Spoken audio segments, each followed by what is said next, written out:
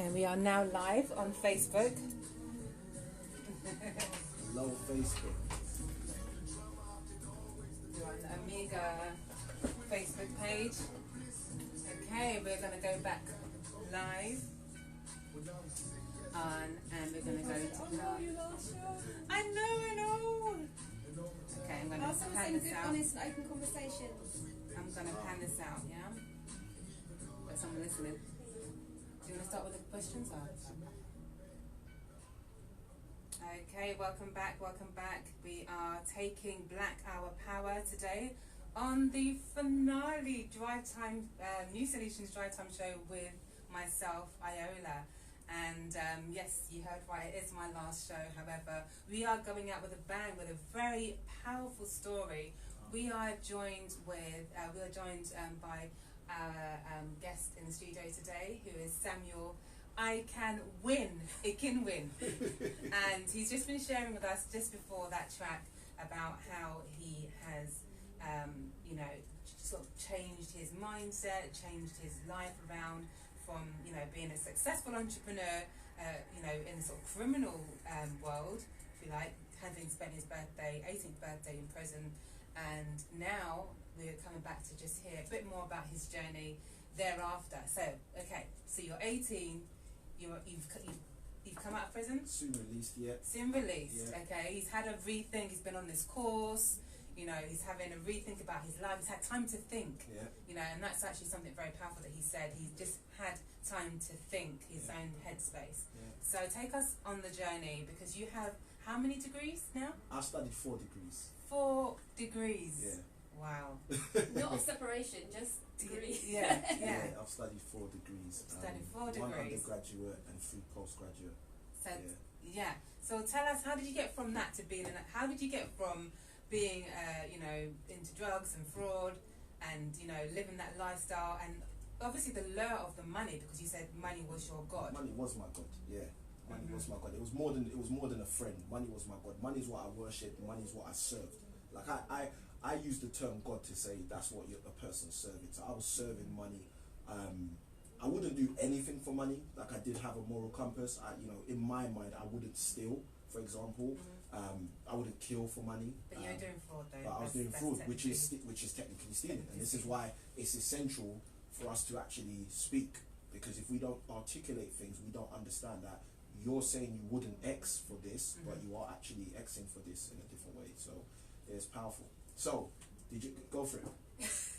No, I was just going to say, it's interesting what you talk about your moral compass, and that how you said you wouldn't steal, but you did fraud. And what you said actually was something subliminally that actually affects you. You said you took, as far as you were concerned, you were taken from banks. Yeah. Well, I don't know if you've ever thought about the fact that actually your mum, the fact that his mum was made redundant. Where she's at. Yeah. Maybe you're like, well, I'm getting back what they took from her. Reparation. All right, now look, let me take that and add to it, yeah, because the question is, what did I do to make the change? All right. Yes. Now the powerful thing is, I came out of prison, and what I'm going to take that and add to it is this: the same mentality you just described.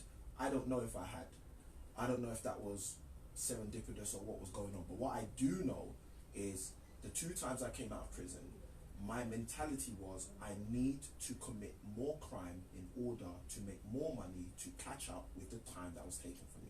Right. Now, the reason I'm sharing this is because people need to understand this. If people do not understand this, what they will do is they will continually have people coming out of prison and think they're supporting them in several different ways that they might think they're supporting them, but fail to understand that underlying subconsciously in that person's mind, they feel that they've been robbed. They've been robbed of their time to do X, Y, and Z, and therefore they may have a desire to go overkill on things. All right. So in saying that, I came out of prison, and I had, if I'm going to be honest, I had very little intention to walk the straight and narrow path. Like, the second time after my 8th birthday, it was business as usual. That was the plan. I believe the second time I came out, I was on tag, so I had to be at home by 7 p.m. or something. But it was all about getting back into the groove. And my older brother says to me one day, we're going back to college. And I said to him, what are you talking about, we're going back to college? He said, look, we're going back to college. And I said to him, look, I make more money now than people who've gone college, got a degree, and are making money each year. Yeah. Why am I going back to college? And he said, we're going back to college. Now, if anyone who's listening understands, African, traditional Nigerian families, big brother, you understand that the elder, they get free reign. So if he decided to tump me up, as it were, it would have just happened there and then on the street. So we're going back to college after he repeated it about 3 times meant we're going back to college. 2004, 2005, or 2004, went back to 2003, 2004, went to college.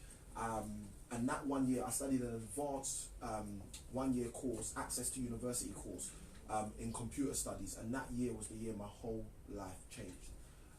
In that 9 months academically, but 12 months as an annual year, everything changed. You know, I used to smoke. I used to smoke cannabis. I gave up smoking cannabis. I used to smoke cigarettes. I gave up smoking cigarettes. I used to be heavily indulged in, as I mentioned earlier, girlfriends. You know, I cut off and severed every relationship that I had in terms of that kind of side. Friends annihilated. You know, I never had any friends. There was no such thing as friendship anymore. And crime. You know, I gave up living a life of crime at the point as well. And I was 18 years old, turning 19, one of the two. And the reality for me was, I'm better than this. Okay, and a few things actually helped as well. So just to add, one of the things was when I graduated, when I finished that year's course, I was told that I got the highest grades across any access course in the whole of the college. Okay. Now, I knew from a very young age I was intelligent, okay? But having validation externally changes everything. And this is another thing we don't appreciate. Yes. Sometimes your child comes home with a grade, which is the best grade any of their siblings have ever got, and you don't praise them. You just treat it like business as usual. The problem with that is without external validation, they don't understand this is actually good. Yeah. Okay, so I actually started to realize, hold on a minute, you know, the tides are shifting, everything can change for me. Long story short, I finished that course. I went and did my first, I got accepted to my first undergraduate degree, which was a BSc in computing and statistics. My whole thing was computing because at that day and age, everyone wants to be an IT consultant. But I prayed about it, you know, I'm a person of faith. I prayed about it at the time, and I felt that I should be doing something to do with maths, especially because during that 1 year, I was getting really strong results in maths, which didn't make sense to me. Okay. And then I had this kind of epiphany moment. I said, well, look, if you get a degree in computing, you might be smart. But if you get a degree in maths and you tell someone you got a degree in maths, they're going to tell you you're smart. So again, it goes back to that external validation. So I said, okay, I'm going to do a degree in computing and statistics, and I did that degree, completed that degree. On completion of that degree, my intention was to start my doctorate program. And the reason why is because my goal was I want to get a doctorate, come back to East London and encourage young people who look like me to let them know it's possible. The education game's possible for us. You know, but what basically ended up happening is I didn't get a first class, I got a 2-1. So in that uni, you can't do a PhD unless you get a first class in your undergrad. So you have to do a master's in the middle. And I went on to UCL to study a master's in stats. I did a master's in stats, studied 2 years. Then after that, had an epiphany that I was working as a prostitute. And what I mean by that is I was trying to get a PhD in statistics at the time so I could go into finance and become what we call a quant, which is a quantitative analyst. They make roughly 300k a year. And my plan was to work as a quant for 7 years, save up my money, and then get the house I want, the family I want, and then become a teacher. So that was my plan from around the age of 19, 20. Okay. So whilst I was doing my master's in stats at UCL, I started to realize, hold on a minute, why do I want to become a quant? You know, it's the money thing again. And you got to remember, I just came out of a set of chains where money was leading my life. So I said to myself, I can't be a prostitute. I can't sell my life for money again. So what I decided to do was ask myself, what do I really want to do? What am I really supposed to do? What am I made to do? And I realized, well, if my dream was to become a quant to save money for 7 years and then become a teacher, I must really want to be a teacher, you know, or I must naturally be a teacher. So long story short, after I finished studying the masters in stats, I then did my teacher training to teach secondary and A-level maths, and then I became a secondary school maths teacher and worked my way up into being a lead practitioner, which in simple terms means I teach teachers how to teach. And then whilst doing that, you know, still, you know, conditioned by the game of the parents that education is the key to success, I then did my master's in teaching, which was the 4th degree I studied. And one of the things I'll say is all of that education, bang, bang, bang, one after the other, with a few gaps, made me realize something. And I share it with people all the time. There is not one of those degrees that knocks on my door any morning and says, Samuel, here's 50k, you don't have to work this year. Right. I still have to go and apply for jobs. I still have to go do interviews. I still have to be the best man for the job, and we all know what that really means, etc., etc. So there was still too much politics, even though I did what my parents had said is the key. Like, I got the education, I studied the 4 degrees, I'm willing to study some more, I'll still go for the doctorate, but it doesn't work. It's a broken system, and some of us don't understand this. And this is coming from a highly educated person. It's a broken system. So what I then realized is, you know what, I need to follow my passion. Now, one of the great things was in 2005, when I did embark on my first degree, outside of university, I was also starting to study something I was crazily interested in, which was creative property investing strategies. And in simple, that means three things. How to use little or none of your own money to invest in property. Sounds good. How to invest in property using other people's money. Sounds better. And how to help other people get great returns on their money. And because I've always had this kind of sense of social good, wanting to help other people, that just made sense to me. So I started studying that in 2005, 2006, got involved in different property deals throughout the time I was employed as a teacher, etc. And then just, took the game to another level when I got to around 2012 and got married. So yeah. Excellent. So you've actually spoken on something very powerful in terms of, I just want to go back to the external validation point, and then coming back, again, full circle, and realising after all those degrees, you've had your external validation, and not that wasn't good enough, but that you still had those challenges of the system. You still weren't able to fulfil your main purpose and your passion, and even you still had all these hurdles to overcome. With regards to the system itself in terms of education system, what's your perspective on education now in terms of what would you advise to younger people, like your 15, 16-year-old self? Would you have gone down that route again? Because I personally, I think that maybe vocational, more vocational training is the way forward rather than academic. Because even when particularly black boys, highly intelligent, I've got, a number of highly intelligent family members, and unfortunately it wasn't actually instilled culturally that it was something that you needed to do, that it was cool. And even if it was encouraged from the family perspective on the outside growing up in Hackney, it wasn't cool to be, in the library studying, it was not so bad for me as a female, and then I moved out of Hackney actually, so I was kind of, saved from that peer pressure kind of thing. But yeah, there's a lot of pressure on the young people, especially young black boys. What's your, go back to the question, what's your sort of take on the education system at the moment? So, this is kind of a can of worms where I could talk forever on. And part of the reason is because my long-term goal in terms of education for my wife and I is to actually set up our own federation of schools. And the reason why is because we think the system's broken, and we think it doesn't help people. And especially doesn't help people coming from a certain demographic. So, we want to support those people. So in terms of like an overarching, what's my view, and again, embedding that question, what would I tell a 15-year-old myself, now? I wouldn't necessarily say steer clear of academic degrees. What I would do is I'd start from a premise of what are you trying to achieve, and I do the same thing now. So I coach a lot of people in property now, and it's the same place. And it's the same thing I start with. The problem is, like, if let's look at property courses, for example, because it's not education, but it's a different kind of education. A lot of people go to free seminars. You go to a free seminar, and at the end of the free seminar, they're selling you a product or a course which is £3,000, a 3-day £3,000 course, for example, or a 1-year £50,000 course, or £20,000 course, £10,000 course, whatever it is. Okay.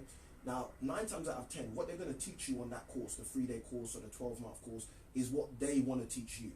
And the reason why is because you haven't taken stock of what you actually want to learn. Because if you took stock of what you actually want to learn, even though it's free, you wouldn't go to the free course. Because you realise that free course is not covering content of what I want to learn.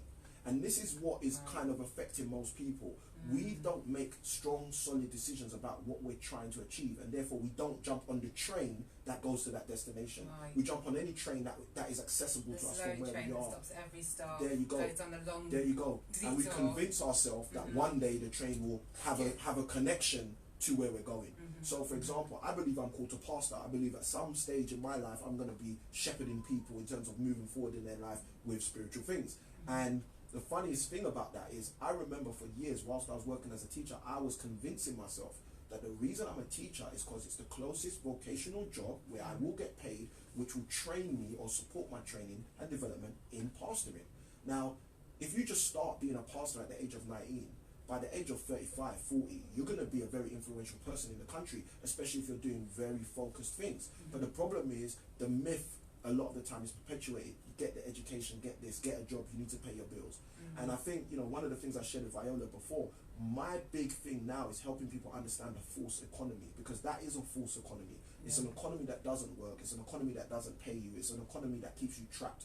9 times out of 10, you see people that are a big success, they didn't follow the conventional route. So I'm not saying I would tell a 15-year-old, don't follow the conventional route. I would tell the 15-year-old me, listen, understand where you're trying to get to, then understand the resources you need to get there, then understand who can help you get there, try to identify people who have been there already, and try to see how they could mentor you, support you, coach you, just surround you, be around you.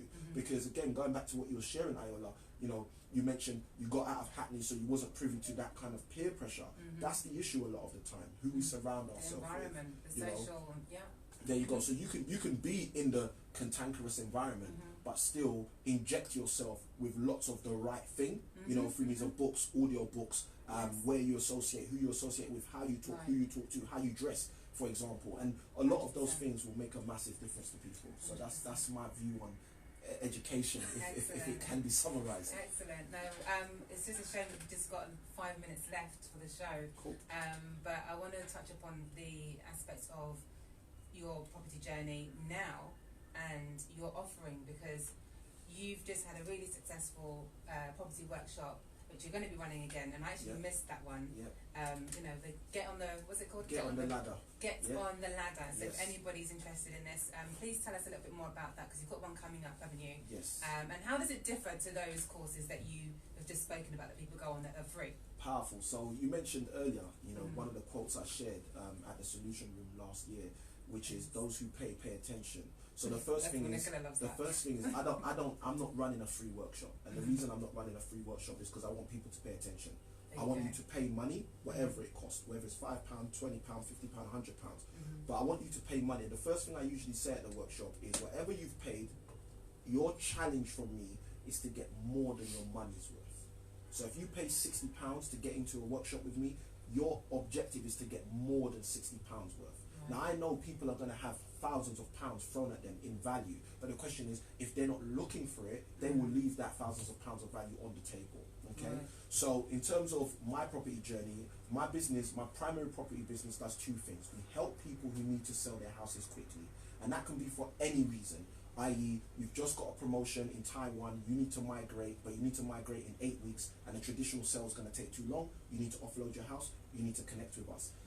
You know, you've just got divorced, you want to separate the assets, etc. Connect with us. So there's about 8 core cases we generally work with of people who need to sell quickly. We work with them. On the second side of our business, we work with investors who want to generate a better return on their money, and it's that simple. That's our property business. The investors allow us to buy anything we need to buy, and the people who need to sell allow us to have something to buy. So that's the system that we work with in terms of our property business. Now, lots of people want to know the stuff I've learned since 2005. But they can't learn that because they live in their day job, etc., and live in their own world. So I say with the Get on the Ladder workshop, which we ran successfully in January, and we're going to be running on the 20th of April coming up, come and spend a day with us from 10 a.m. to 4 p.m. and come and learn at least 10 different ways that you can get on the ladder yourself. Okay, this isn't about me, it's about you. It's about us giving back, and we can give back now. So this is why we set it up to do that. So yeah. Excellent. So where can they get their tickets for this workshop? Excellent. So we've done 2 things. Okay, firstly, we've set up a website just for you, which is tiny.cc/new solutions. NU solutions. No capitals, all lowercase, no gaps, no spaces, no dashes. Tiny.cc/new solutions. That's a website you can go to and buy a ticket. And if you're anyone who's listening to us for, I believe, the next 24 or 48 hours, I believe it's 48 hours, the next 2 days, you're able to get a 2-for-1 offer, which we decided to do, where you can basically get 2 standard tickets for the price of 1, so that you can attend and bring someone with you as well. Amazing, amazing. So you've heard that. Those who pay attention, and there is a time limit on the offer. I will definitely share that on the Facebook page. But thank you so much for coming in and sharing your powerful personal story from prison to property investor, property entrepreneur.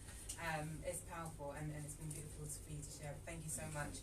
Nicola, thank you for being my amazing, lovely co-host. And it's my final show, but I just want to say thank you. It's my birthday tomorrow, and give thanks. And I just want to say thank you to everybody who has been listening, who's been tuning in, and who has joined us, all the guests that we've had. And remember, you can take back your power, and that's exactly what you should do. In any moment, any given situation, any given time, you have the power to change your life. You know, if you're in a situation right now that you want to change, you can do that. Sometimes it takes coming out of your comfort shell, you know, and changing your environment, as Samuel shared, or changing the way that you think. But yeah, we need to reclaim our power, people. So those are my last words to you. Thank you for listening.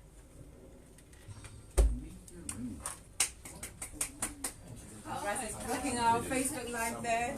Thank you, people on Facebook Live, for joining. Nice to meet you. Did you say this is your last show, darling? Yes, it's the last show.